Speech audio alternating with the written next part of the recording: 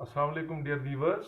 सो बेटा पिछले लेक्चर में मैंने पैरेलल कॉम्बिनेशन और सीरीज कॉम्बिनेशन को डिस्कस किया। So I told you in case of series combination the effective resistance increases and as a result the current withdrawn from the cell decreases. But as far as the parallel combination is concerned, the effective resistance decreases and as a result current withdrawn from the cell increases. क्योंकि current और equivalent resistance की inverse relationship है। And I also discussed about the voltage dividing rule. So voltage dividing rule कब लगेगा? Series में। क्यों? क्योंकि series में मैंने आपको बताया है, पिछले लेक्चर में हमने वो डिस्कस किया कि सीरीज कॉम्बिनेशन में वोल्टेज जो है that gets divided but there is no distribution of current, there is no division of current. Why? Because there is only one path for the flow of charge. तो वो सारा बेटा मैंने discuss किया। Now parallel combination में बेटा क्या होता है? पैरेलल कॉम्बिनेशन में हमने देखा कि across each resistor the potential difference is same. whatever potential difference is supplied by the cell, whatever potential difference is supplied by the source, the same amount of potential difference will be across each resistor. So लेकिन बेटा क्या होता है, जैसे मैं यहां पे दो रेजिस्टर्स ले रहा हूं, let we have the two resistors, say this one has got resistance R1 and this one has got resistance R2. Now across these terminals here I am connecting the battery, I am connecting the potential or source across it which provides a potential difference V. So जब इस cell में potential difference V है तो इसके across जो बेटा potential difference होगी that will be V, और बेटा इस रेजिस्टर के अक्रॉस कितनी पोटेंशियल डिफरेंस होगी? सेम। सो दैट मींस मैंने पैरेलल कॉम्बिनेशन में हमने ये देखा that potential difference across each resistor is same. But what about the current? Now listen, when suppose I is the current which is withdrawn from the cell. Now at this point you know there are two paths for the flow of charge. So यहां पर current को जाने के लिए या charge को जाने के लिए दो रास्ते हैं। सो कुछ हिस्सा चार्ज का जो है that will go across R1 और some part of the current will go through R1 and some the remaining part of the current will go through R2.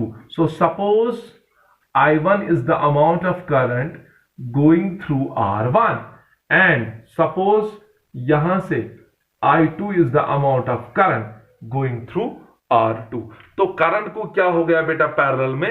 In parallel combination the current gets divided. So यहां पर current divide हो रही है, current distribute हो रही है। क्यों हो रही है? क्योंकि यहां पे करंट को जाने के लिए दो रास्ते हैं, तो कुछ हिस्सा एक साइड से जाएगा और दूसरा हिस्सा किसी और के साइड से जाएगा। Now the question is how much is the current going through R1 and how much is the current going through R2? How will you determine the amount of current going through each resistor?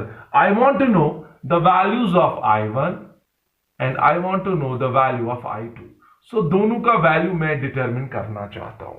So parallel में आप क्या देखोगे, जब भी दो या दो से ज्यादा रेजिस्टर्स हो और वो पैरेलल में है तो वहां पे करंट डिवाइड होगी, डिस्ट्रीब्यूट होगी across each resistor. Now if you want to know how much current is going through each resistor, then there is a rule known as current dividing rule.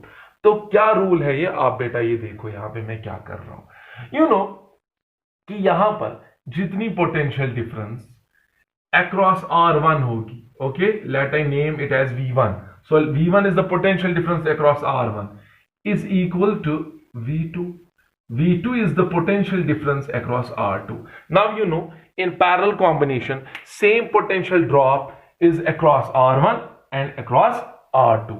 So इसका मतलब क्या हुआ? जितनी potential difference R1 के across होगी उतनी ही R2 के across होगी. So V1 is equal to V2. But according to Ohm's law,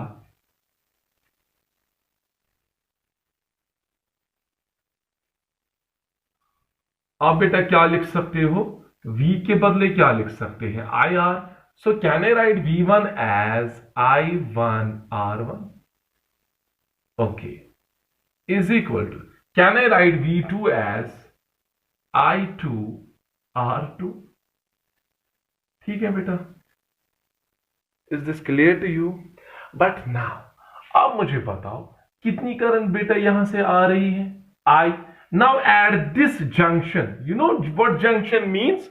Junction एक ऐसा पॉइंट है जहां पर दो से ज्यादा वायर्स मीट करती हो.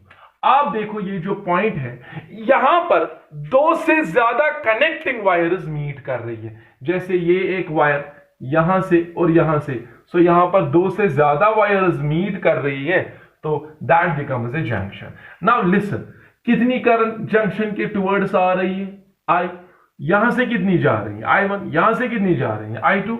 सो can I say that I is equal to I1 plus I2. आगे जाके बेटा हम किरचॉफ्स पहला लॉ जो है, किरचॉफ्स जंक्शन लॉ है, वहां पे आपको पता चलेगा कि जंक्शन के पास total current entering the junction is equal to total current leaving the junction. जैसे आप देखो बेटा, what is this I? It is the current entering the junction. What is I1? Current leaving the junction. What is here I2? Current leaving the junction. So according to junction rule, total current जो junction की ओर enter हो रही है will be equal to total current leaving the junction. So it is from which rule? Junction rule. फिलहाल आप याद रखो और बाद में हमें ये पढ़ना है. I will explain it later. So फिलहाल आप याद रखो. Now tell me, I will do one thing. मैं इसमें से I2 निकालूंगा बेटा. I2 यहां किसके बराबर आएगा, I, शाबाश, minus I1. Is that clear? So now आप क्या लिखोगे बेटा? तो यहां पर हमें क्या करना है, नाउ ये जो यहां पे रिलेशन है I1 R1 is equal to I2 R2, मैं इसमें से I2 का वैल्यू यहां सब्स्टिट्यूट करूंगा. ये जो I2 निकला ना, I will put it in equation first. Okay, so putting the value of I2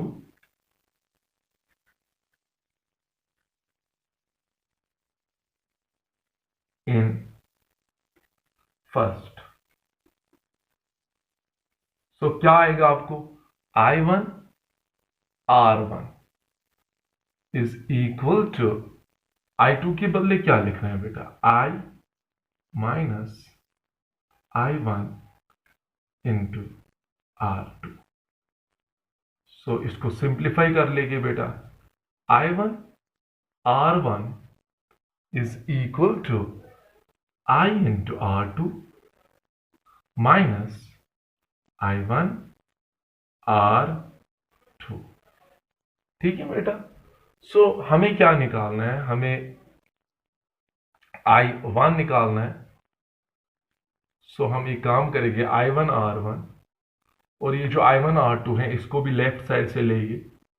I1 R2, right side से क्या बचेगा बेटा, I into R2.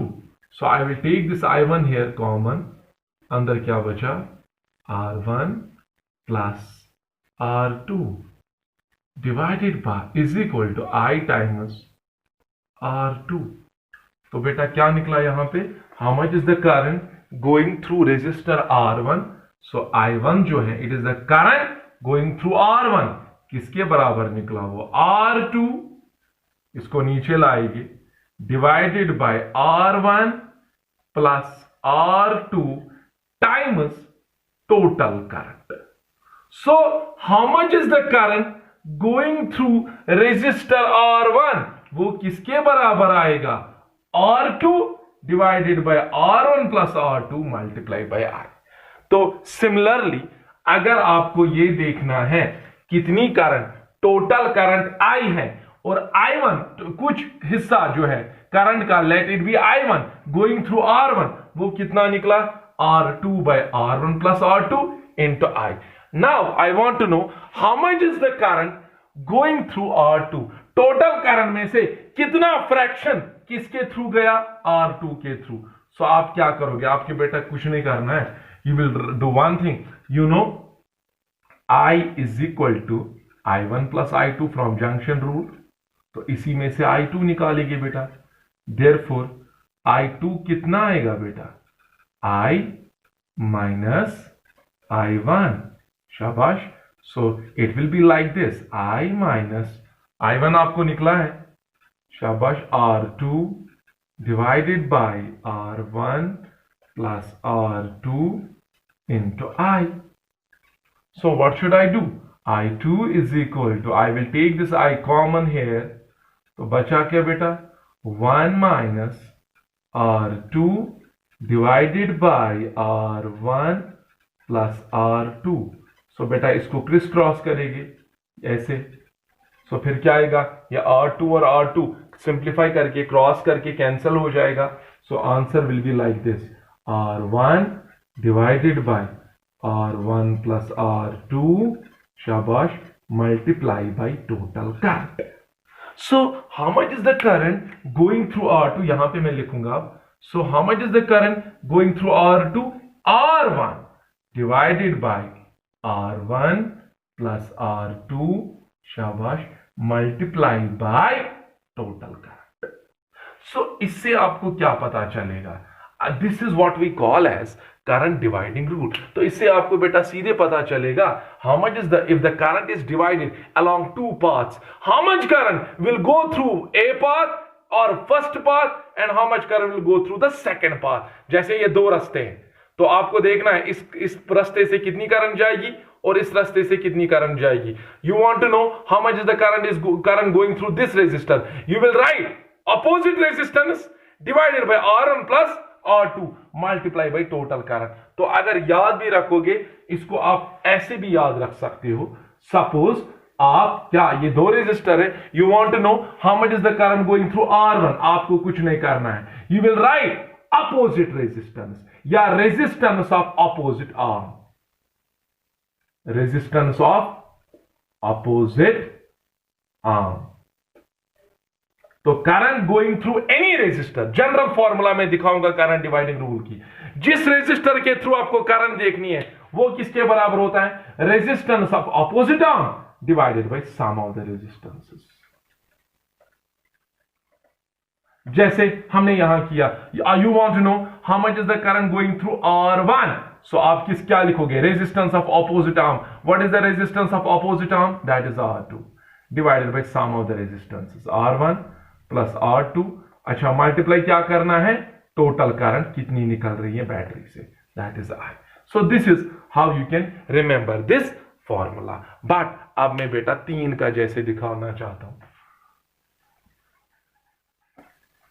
But before that I want to tell you, if you have the two resistors connected in parallel whose resistances are equal, then according to current dividing rule, current will get equally distributed। जैसे हमारे पास दो resistor हैं, both are having resistance R and R, and you have connected a battery across it. Suppose current I is withdrawn from it. Now tell me how much will be the current going through this and how much current will go through this. So according to the current dividing rule, resistors equal है, path जो दो है यहां पे दिए हैं इनकी resistance equal है, then current will get equally divided. That means यहां से कितनी करंट फ्लो होगी, I/2, यहां से कितनी होगी, I/2। सो लेकिन अगर दो पाथ्स में से मान लो यहां से ज्यादा रेजिस्टेंस है तो वहां से करंट कम होगी, अगर यहां से कम रेजिस्टेंस है तो यहां से करंट ज्यादा होगी। So current will get divided according to the inverse of the resistances. वहां उस पाथ से ज्यादा करंट जाएगी जिस पाथ के साइड से बेटा रेजिस्टेंस कम होगी, उस पाथ से करंट कम जाएगी जिस पाथ के साइड से या जिस पाथ से रेजिस्टेंस